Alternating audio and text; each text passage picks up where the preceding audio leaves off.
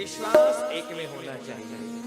चाहे तुम राम को मानो चाहे कृष्ण को मानो, क्योंकि राम कृष्ण दो एक है, अंतर नहीं निमेष। इनके नयन गंभीर है, उनके चपल विशेष। वही राम है, वही कृष्ण है, वही शंकर है, वही ब्रह्मा है, वही विष्णु है। आप गाते हो ना, ब्रह्मा विष्णु सदा शिव ये तीनों एका। ब्रह्मा विष्णु शिव ये सब एक है। वही ब्रह्मा अलग अलग रूप धारण करता है, वही शिव अलग रूप धारण करता है, वही विष्णु अलग अलग रूप धारण करता है। और ये ब्रह्मा विष्णु और शिव भी अलग नहीं है, ये भी एक है कि नहीं है? जब ही तो लिखा है कि ब्रह्मा विष्णु सदाशिव ये तीनों। वही विष्णु भिन्न भिन्न रूप में आता है, कभी राम के रूप में, कहीं कृष्ण के रूप में, कहीं नरसिंह के रूप में, कहीं वामन के रूप में। वही शिव कभी हनुमान बन के आ जाता है? कितने कितने कितने अवतार धारण करते हैं। इसलिए विश्वास एक में होना और निंदा कभी किसी की नहीं करना। कोई छोटा नहीं है, कोई भी बड़ा नहीं है, क्योंकि लिखा एक नूर ते सब जग उपजा, कौन पले को मंदे। गुरुवाणी में लिखा है। और कहते हैं जैसा विश्वास प्रभु पे है, दया हमारे हृदय में होनी चाहिए। जो परमात्मा मंदिर की प्रतिमा में है, वो परमात्मा कुत्ते में भी है। वो परमात्मा कुत्ते में भी रहता है, वो परमात्मा बकरी में भी है। एक संत महाराज की कथा आती है, उन्हें हर जगह परमात्मा दिखाई देते हैं। महाराज भोजन कर रहे थे कि कुत्ता आ गया, रोटी लेकर के कुत्ता दौड़ पड़ा है। महाराज नामदेव जी भोजन कर रहे थे, कुत्ता आ गया और रोटी लेकर के दौड़ पड़ा है। चूल्हे से रोटी निकाली थी और रखी थी, बोले सब तैयार करके अभी भोजन करूंगा। कुत्ता आया और रोटी लेकर के दौड़ पड़ा है। नामदेव जी महाराज घी की कटोरी ली और पीछे लेकर के दौड़ रहे हैं और बोल रहे हैं, अरे प्रभु इस पे थोड़ा घी तो लगा लीजिए। कि प्रभु रूखी रोटी न खाओ, थोड़ा घी भी लेते जाओ। प्रभु रूखी रोटी न खाओ, थोड़ा घी भी लेते जाओ। प्रभु रूखी रोटी न खाओ, थोड़ा घी भी लेते जाओ। प्रभु रूखी रोटी न खाओ, थोड़ा घी भी लेकर जाओ। ये कैसी शक्ल बनाई तुमने स्वान की, ये कैसी शक्ल बनाई तुमने स्वान की। मुझे ओढ़नी उड़ा दी है इंसान की, मुझे ओढ़नी उड़ा दी है इंसान की। प्रभु रूखी रोटी न खाओ, थोड़ा घी भी लेते जाओ। प्रभु रूखी रोटी न खाओ, थोड़ा घी भी लेते जाओ। ये कैसी शक्ल बनाई तुमने स्वान की, ये कैसी शक्ल बनाई तुमने स्वान की।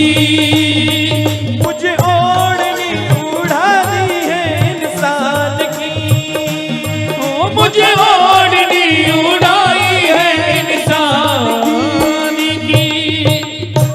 नामदेव जी को कुत्ते में भी भगवान दिख रहे हैं और कहते हैं जो कुत्ता आया था, कुत्ते के अंदर से भगवान प्रकट हो गए हैं। महाराज विश्वास है तो वो कुत्ते में से प्रकट हो जाता है, विश्वास है तो वो खंबे में से भी प्रकट हो जाता है।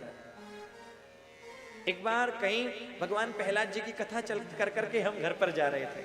अब उनके जहां रुके थे वहां जा रहे थे। किसी ने पूछा, महाराज जी आपने सुनाया खंबे में से नरसिंह प्रकट हो गए, क्या हुए थे? 100% हुए थे। बोले पहले होते थे तो आज क्यों नहीं होते? बोले पहले होते थे तो आज भी होने चाहिए, और आज नहीं होते तो यानी पहले भी नहीं होते होंगे। तो लिखा कि सूर्य अनेक फिरे कण मांगत, पे पद सूरा सो स्वाद कहाँ, और ताल मंजीरा बजाती फिरे, मीरा मतवारी सी चाह कहाँ। कि रामी कथा कीते नौने लिखी, तुलसी जैसी मर्याद कहाँ। नरसिंह बसे प्रतिखंबन में, पर काढ़न को पहला देगा। बोले नरसिंह तो आज भी प्रत्येक खंबे में विराजमान है, लेकिन निकालने के लिए प्रहलाद कहां पर है? हमारी भक्ति प्रहलाद जैसी कहां पर है? हम क्या करते हैं? जब दुख आता है तो उसकी याद आती है, सुख आता है तो भूल जाते हैं। धन्य है वो लोग जो सुख में दुख में हमेशा प्रभु को याद रखते हैं। मैं देखता हूं कई बार मेरे साथ कितने लोग जुड़े हुए हैं, चाहे महेंद्र भैया को देखो, चाहे प्रदीप भैया को देखो, विनोद भैया को देखो, चाहे हमारे राकेश जी को देखो या मनोज जी को देखो, ये पूरे सब लोग कई बार कितनी परेशानियां इनकी होती है, लेकिन खुद की परेशानी की चर्चा नहीं होती। बोले महाराज जी ये काम अच्छा होना चाहिए, ये अरे इसकी ये दिक्कत हो रही है, ये बोले कोई बात नहीं, सब छोड़ दिया, आपने बताया तो है, तू जाने तेरो काम जाने। वो अपने आप संभालेगा और वो संभालता भी है। सुख दुख तो देखो हमें अपने कर्मों से मिलता है। आज का किया गया अच्छा कर्म कल सुख बनेगा, और आज का किया गया बुरा कर्म कल दुख बनेगा। सुखम दुखम भयम क्षेमम कर्मणैवाभिपद्यते। अपने कर्मों से सुख दुख व्यक्ति को प्राप्त होता है। महाराज कहने का भाव क्या, परमात्मा के चरणों में पूरा विश्वास होना चाहिए, एक में विश्वास होना चाहिए। और भगवान कहते हैं, जो भगवान कृष्ण बोलते हैं गीता में कि अनन्या चिंतयन्तो मां ये जना पर्युपासते, तेषां नित्याभियुक्तानां योगक्षेमं वहाम्यहम्। जो सबको छोड़कर के मेरी शरण में आता है उसकी रक्षा मैं करता हूं। भगवान कहते हैं कि जो तू धावे एक पग, मैं धाऊं पग 60। जो तू धावे एक पग, मैं धाऊं पग 60।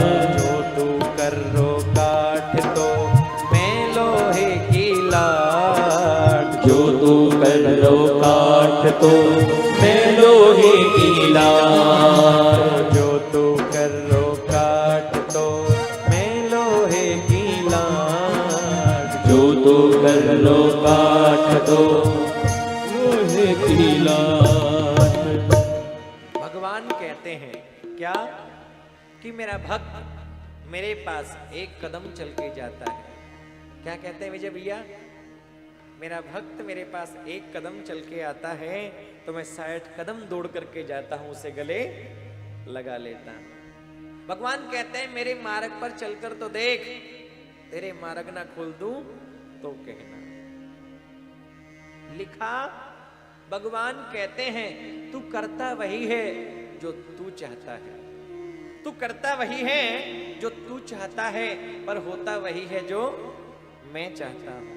तू वो कर जो मैं चाहता हूं, फिर होगा वही जो तू चाहता है।